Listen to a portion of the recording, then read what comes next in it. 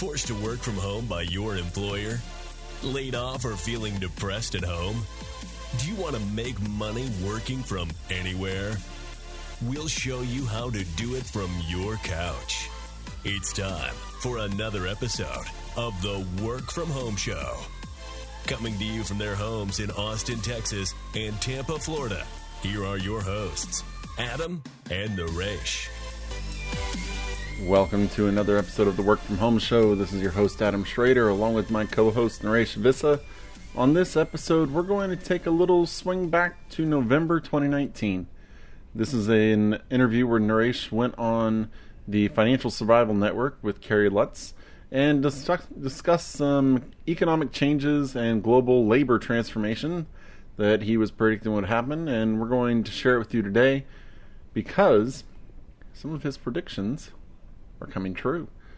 When the economy went bust in 2001, companies were forced to seek better, more cost-effective ways of doing business through technology. Now, a mere 18 years later, it's easier than ever to outsource services and manufacturing, as we've talked about on the show before.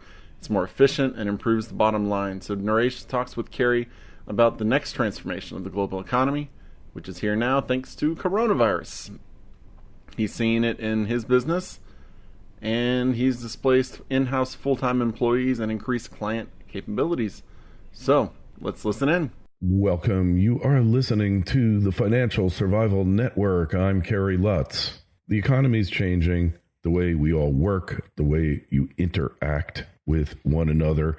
Little things like going to the office, if you even have one. Many of you don't.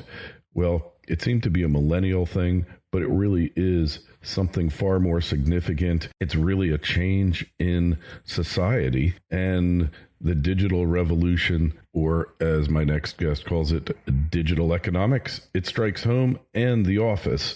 And, well, what's your work situation? Tell us. We'd love to know. You working from home? Do you have an office? Do you work for a company that has you work at home? Let us know. The email address is kl@kerrylutz.com. So my good friend is on with us now, Naresh Vissa, and Naresh has written 4 books. Probably the foremost known among them is Podcastnomics, which was one of the early books about podcasting. The latest book, really another bestseller, From Nobody to Best-Selling Author. And Naresh, you're kind of a student of the economy and of society, and you've noticed a trend that we've made a transformation. We're in what you call now digital economics. How do you define that? Yeah, well, it's really now a digital economy, which is part of the 21st century economy. And just to give Kerry, first off, thanks for having me on the show. You and I go way back for many, many years, and we've had a lot of great times together and great travels together. But going back to the digital economy, this is something that I've seen through my own business, Krish Media and Marketing. And even before I started my business, when I was working full time at Stansberry Research, which you've had some of their analysts, and that's how we first met. But we are now living in a time where almost everything is going digital. Like you and I, Kerry, we're conducting this podcast episode digitally. We're not in the same studio. You're in one part, I think you're in South Florida. I'm in Central Florida. I'm at my home office. Who knows where you are?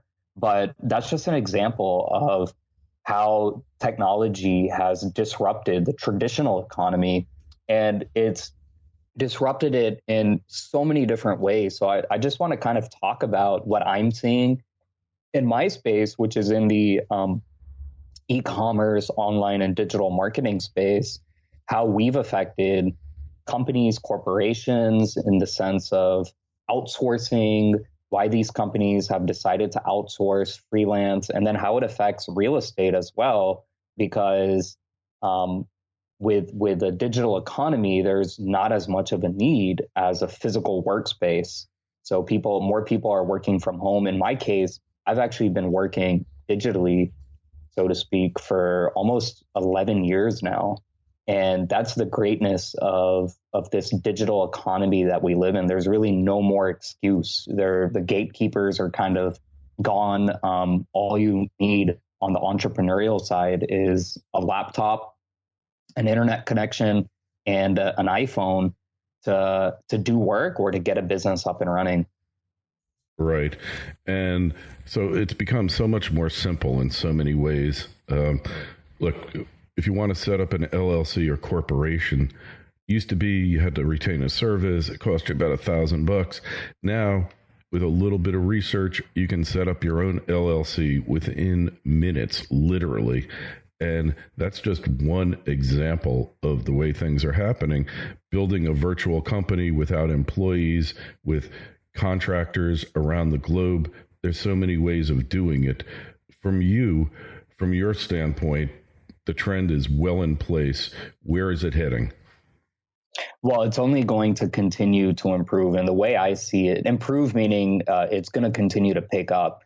The way I see it is 2008, 2009, we all know what happened financially. It was a global economic crisis. And that was really kind of the wake-up call for the global economy, especially the U.S. economy, to open their eyes and say, hey, we've got to find ways to cut costs and to get more done by spending less. That was what gave rise, because the 90s was the dot-com boom, the tech boom, software, all that. And it busted or it bust back in 2000. It went bust back in 2001, 2002. And so what I'm saying here is the wake-up call came in 2008, 2009, and that gave rise to all these online publishers, websites like elance.com, fiverr.com, and also made the economy more global. So it's not just hiring people here within the United States, but now you can essentially outsource most technology, IT services, and now even manufacturing. You can outsource those, as we've seen politically. Companies have been doing that to places like China, Germany, Mexico, et cetera. So the reason why people are doing this at the end of the day, or businesses are doing this at the end of the day, is because A, it's more efficient, and B, it improves the bottom line. It saves on cost. So I think whenever that next recession comes, we know it's coming, because there's a business cycle, and it always comes. We just don't know when. It could be 5 years from now, it could be next year, or it could be 10 years from now. But whenever that does happen, I think that's going to be the next transformation in the kind of global economy, where more and more companies and corporations are going to go majority freelance, contract, digital, because like I said, I'm seeing it with my own business. My company, Clutch Media and Marketing, we've actually, the services that we offer, we've displaced full-time employees at several companies simply because our clients were like, you know what, you guys are way more efficient, you get a lot more done, and you're cheaper than me having this entire digital marketing team or this entire IT team. We're saving millions of dollars a year. So that kind of idea is going to be applied to small businesses and corporations across the board. Yeah. And we see it, like you say, all over. I know my children, 3 millennials, they're no longer tethered to their offices. In fact, my one daughter, her company's global. She can work in any office in the world, go into the company, or she can work from home whenever she pleases. But the interactions of individuals, especially when you're working for a company, it's important that you do connect, actual physically connect with people. You can't displace it all, but certainly for contractors, the necessity of them being in your location really is kind of disappearing. And that's going to have profound effects, and is having profound effects on things like office space and transportation. The idea, I see it with trade shows, that more and more companies are realizing the cost of attending a show is so costly, it's so expensive, that they actually do digital online webinars to supplant the need for it. Well, let's break that down. You bring up a good example. So if you want to attend a trade show, Carrie, and I know you visit several conferences, trade shows. So let's say you want to go to a conference in Las Vegas, and the conference is hosted at the Aria Resort. Well, the Aria is obviously not a cheap hotel or resort by any means. So we're talking about minimum $300 a night because of all these resort fees and other fees. Then on top of that, you have to pay for your airfare. Then you have to pay for your food, your transportation to and from the airport, maybe if you want to go around Vegas. So we're talking for a 4-day event or a 4-night stay. We're talking about $2,000 in expense just to visit this hypothetical event that's going on. Whereas, let's say an online special event. So one thing that my company does is we put on online conferences, online summits, online webinars, and they've been huge successes because in a physical event, you might be limited by space. You might be able to only sell 400 tickets because that's how many seats can fit in the hall. But in an online event, I've seen time and time again where companies like my former employer, Stansberry, they have an online event and they're getting tens of thousands of people to attend. In some cases, they had an online event that generated more than 100,000, 6 figures in attendance. And there's no way they would have been able to do such a thing if they held such an event at a physical location. So it's of benefit to the attendees because all they have to do is just get in front of their phone or their tablet or their computer, and they don't have to spend the $2,000 or so to attend. And it's also a benefit to the content producer because same thing, they can just kind of get their team to do everything on the back end online and then publish it. So we recently did, or every year we do several online conferences, and it's just like producing a real conference, a real trade show, in that you're booking the experts, the speakers, you have the schedule. But again, I have actually personally found as a speaker at these conferences, I've found that when people invite me to do an online event, so even if it's an online podcast compared to going into a TV studio or a radio studio, or to speak in an online conference, I've found way more return for my time, and that is the return is quantified by leads that I get, sales that I get. I found way more return through the online means than I did going physically. Mm-hmm. Yeah. And also you have the ability to replay these things unlimited until they're no longer relevant. I know they have videos and tracks and stuff available for live conferences, but it's a lot different when you start out because people feel like when they watch the video or the live conference, unless it's something they want to really see, they're kind of missing out because they're not there. Yeah, no, you're absolutely right about that. There are just so many benefits in this kind of technological online and digital economy that we live in. And one of the points you brought up, you said that you have 3 millennial children and most of them can work from anywhere, whether it's an office or from home. And that's a big trend. That is, I don't know if people understand how this affects so much of what we do. It affects our daily lives, our quality of life. It affects real estate. I know you talk a lot about real estate on your show, and you and I are both real estate coaches and real estate investors, but it affects real estate because in the case of commercial real estate, if office space, if small businesses aren't leasing the office space, well, you're going to have to deal with more vacancy. And you compare that to residential real estate, I like to say that everybody needs a place to sleep.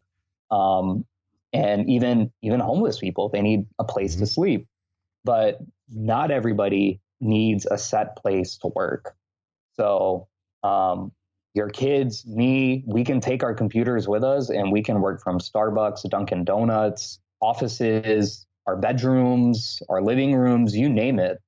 And it's, like I said, most people, though, they probably sleep in the same bed every night. Mm-hmm. So that's why residential real estate, I think, is one of these asset classes which won't be as disrupted by the online and digital and technology. It will certainly be aided. Online technology and online and digital economics certainly affect residential in that it might be easier to find deals as an investor. It might be easier to close on houses. It might be easier to execute things. It might be easier to manage a property. If you live in California and you own property in Tennessee, online and digital makes it easier to manage that property and to get a quick appraisal and to kind of expedite, make so many processes more efficient. But as far as the trend of what's better, residential or commercial going forward, I'm still bullish on residential and bearish on commercial. And we see that with, you've covered on your show, the shopping malls, the shopping centers. Those malls. They just keep shutting down. It's like every week I read a story about some retailer at a mall shutting down. And then the malls have to fill that space with someone else. Well, they're struggling. They're struggling to fill those spaces. So we see it happening. That's considered a commercial property. We're already seeing it happening, and I think it's going to continue to get worse because of Amazon, and Walmart is now taking online and digital so seriously. Really, those two companies are changing the game as far as retail and commercial real estate goes.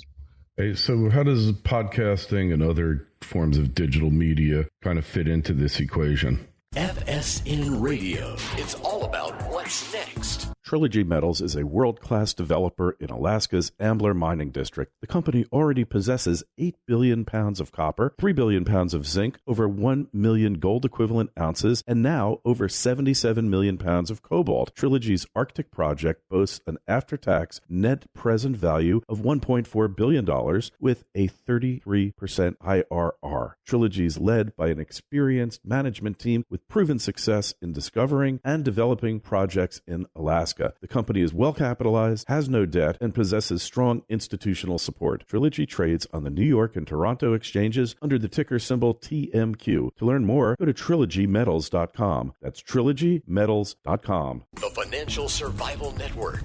It's all about what's next. Well, in the sense of digital media, online publishing, it really ties in a lot to what we're seeing in the news. So in the case of traditional 20th century media, people only had their local newspaper. They had the New York Times, CNN, Fox News. They were very limited in their options. And with the rise of online and digital, now you have alternative media, niche media that has come up, like the Financial Survival Network, like podcasts. So many podcasts now. There are now more than 300,000 active podcasts, and now over 1 million just podcasts in general. Many of them have gone inactive. And now podcasting is such a big deal because content distributors like Apple Podcasts, Google Play, Spotify, Pandora, they're all getting into the game because they realize that this is a medium that people are interested in consuming. So in the case of news and publishing, like I mentioned, it's easier than ever to start a podcast. And you can talk about that. You wrote an entire book about it, about your experiences starting the podcast and kind of making that transition from being an attorney to becoming a media personality. And that is all because of online and digital. And it's changed the game. It's changed the media game. It's why publications like CNN and the New York Times are struggling. Well, they were struggling until Trump came along, but they were struggling to get eyeballs. They were struggling to get viewers, readers, subscribers, simply because people realize, hey, I have other options that are just more truthful, that are better, that just I appreciate more. So I don't need to give my time. I'm not forced to watch CNN anymore. I'm not forced to read the local newspaper anymore. There are hundreds of other publications and podcasts and radio shows that I can listen to thanks to the online and digital economy. Yeah, it's so true. It's really made the world a lot smaller, opened things up, and really given you more opportunities to build your own personal brand and really get clients from all over the world. Yeah, and talking about those news stations once again, or those news channels that I mentioned, I think a perfect example is our current political climate. So you mentioned that I wrote a book called Trump Book, How Digital Liberals Silenced the Nation into Making America Hate Again. And in that book, I really analyzed how online and digital played a huge role in getting President Trump elected. And I bring this up because now we have, we're almost about to start an election year, and online and digital is so important. It's such an important strategy, such an important medium that political candidates have to target. And Trump did an incredible job of not just taking over the mainstream news media, but also tapping into these kind of smaller niche alternative forms of media, the podcasts, the blogs. I mean, Breitbart was not really seen. It was not really a well-known media publication. It was considered a niche conservative publication. And it wasn't until Trump came on the scene and his advisors came on the scene that Breitbart has now, I mean, you can make a case that it's now a mainstream outlet because Trump was able to tap into that niche, which had a huge audience, huge audience, and now has an even more gigantic audience, and essentially get those people to follow him and support him.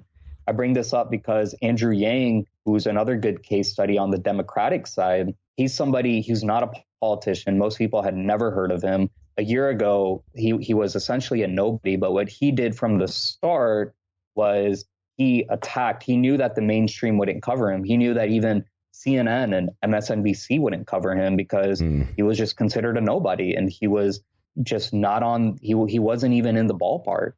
And so he really attacked the niche media. He attacked the podcasts, the blogs, including Breitbart. I mean, he's running as a Democrat, and he went on various conservative shows. He went on as many podcasts as he could. And now he's polling in the top 5 for all the Democrats, which is, look, polls, who knows how accurate they are. But the fact that this guy who was not even in the top 30 a year ago, and that he's now in the top 5 for so many polls, shows the power of online and digital. And he's somebody, I mean, his background is he has a very kind of storied entrepreneurial technology background. So he gets it. He gets online and digital. He gets technology. He gets data science, and he hired all those people. And that's how he attacked it. So again, we can see the role that online and digital media has played in this year's kind of election cycle. Yeah, it's definitely progressing. And I guess what you're saying effectively is it's every aspect of life. We're seeing a similar impact, and it's a major impact. And perhaps nobody is really appreciating where this is all heading. Yeah, well, when you say nobody's appreciating, I don't think the average American is paying much attention, because still there's so many workers who they have their job and they're just content with where they are, and they're not really understanding what this means for them and their jobs. And it's not just a job thing; it's also how they're going to raise their families, how they're going to buy their house. So much is going to change within the next 10 to 15 years. And look, there are already people who are facing it. My generation, I'm a millennial also. My generation, it's easy for us not to think about the future and just be focused on the present and not worry about stuff. But the previous generation, that's exactly what they did. And then 2008, 2009 happened, and then they found themselves displaced. And it's been a struggle to go back to work. In the oil and gas industry, since 2014, that industry, you can just look at the price of oil. You can look at the price of some of the big oil stocks like ExxonMobil and Chevron, and you can see for yourself that it's been a bloodbath in that industry. And that industry has had to innovate, and it's had to go through and do everything that I said earlier. It's had to cut costs, hire part-time people, hire temps, independent contractors, lay off tons and tons of people, stop their projects altogether. I mean, the offshore oil space, for example, there's almost zero activity going on in the offshore oil space because it just doesn't make financial sense to drill offshore because the oil is onshore and it's a lot cheaper to do it onshore. So there's so many people have been displaced, people in their 50s, 60s, 70s, and they just kind of thought, oh, well, the oil and gas industry is a good old boys network. I'm going to be here for the rest of my life and this and that. Well, millennials have to be careful. They have to kind of stay away from falling into that trap because once you get complacent with your job, all it takes is a recession. Again, like I said earlier, it's going to happen. We just don't know when. All it takes is that recession for you to lose your job and then all of a sudden panic to figure out what you're going to do next. Yeah. So in other words, get ready for change now because it's coming, and it's coming whether you're ready or not. So you better just do it. And so if you're a millennial or even other generations, what's the best way to prepare? Well, that's really the key, most important question in this entire episode. How can we prepare for this? Because if this is coming, I don't want to be the one who's screwed. And I think the important areas to focus on is number one, skills. So build up your skill set. If you're currently working a job, make yourself valuable to that company by building up your skill set. Be that guy who people or that girl who people want to go to when they need something. Make yourself extremely valuable. That way, A, the company will find you valuable and make it hard for them to get rid of you. But then B, if they do get rid of you, you can take those skills and apply it somewhere else, whether it's at another company or it's you starting your own business, your own service business, your own, if you want to become a freelancer, whatever. Make sure you build up that skill set. And skills are just incredibly, incredibly important because in today's economy, we hire people who can get the job done. And in order for them to get the job done, they need to have the skills, not the qualification. A piece of paper, a degree from a school doesn't mean that you have skills. So really, just because so many people think, oh, well, I have this master's degree, I have that degree, and they think they're entitled to jobs and positions. That might have been the case 20 years ago, 20, 30 years ago, but that certainly is not the case anymore. Especially when the going gets tough, that's not going to be the case. So that's the first thing I would say. And that ties into the skills tie into value creation.